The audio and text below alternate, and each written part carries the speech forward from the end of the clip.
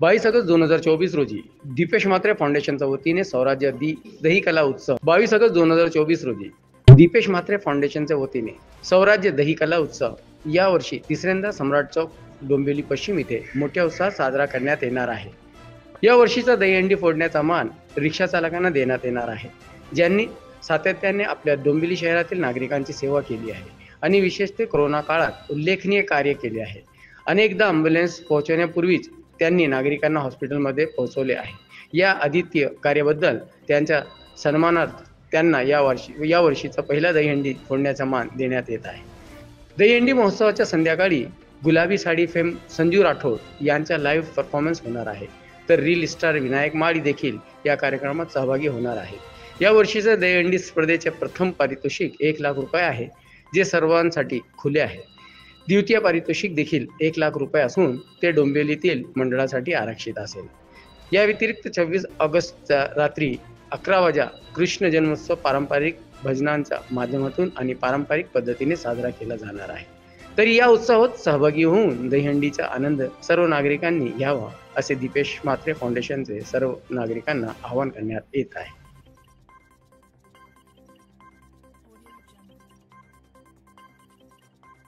यावर्षी आपण दही कला उत्सव मोठ्या प्रमाणात साजरा करणार आहे 27 तारखेला आणि या दहीहंडीमध्ये आपण रिक्षा चालकांना एक विशेष मान दहीहंडी फोडण्याचा देतोय, जेणेकरून रिक्षावाल्यांच्या बद्दल जे शहरामध्ये किंवा नागरिकांमध्ये जो रोष असतो तो कुठेतरी कमी व्हावा आणि रिक्षा चालकांबद्दल थोडं चांगलं मत लोकांचं व्हावं याच्यासाठी आणि रिक्षा चालकांनी देखील समाजासाठी आपण जे काम करतोय ते लोकांपर्यंत पोचावं याच्यासाठी आपण हा एक प्रयत्न करतोय।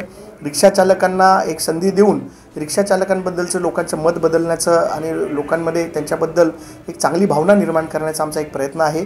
कारण रिक्षा चालक आपण बघितलं असेल तर अनेक वेळा रिक्षा चालक एक चांगलं काम या शहरासाठी करत असतात।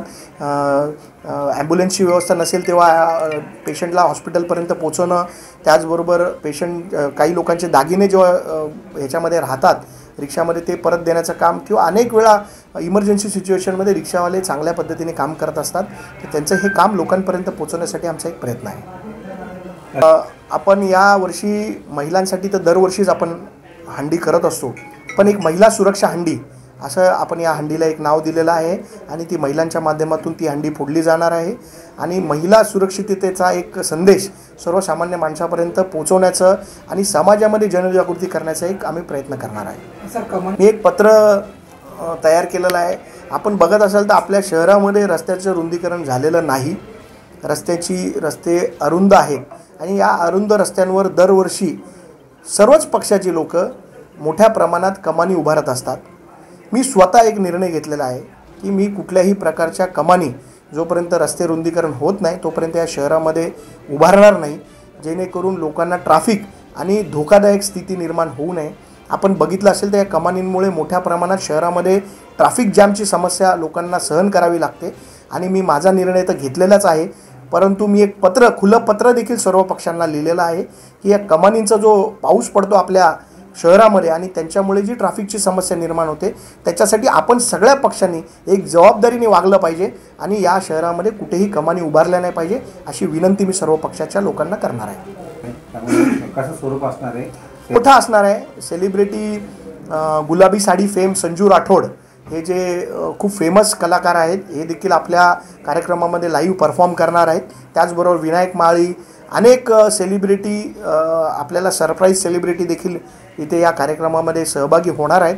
तरी डोंबिवलीतील सर्व नागरिकांना या सांस्कृतिक नगरीमध्ये या सांस्कृतिक कार्यक्रमामध्ये आपण सहभागी व्हावा अशी मी विनंती करेल आणि त्याचबरोबर कृष्ण जन्मोत्सव देखील आपण मोठ्या प्रमाणात इथे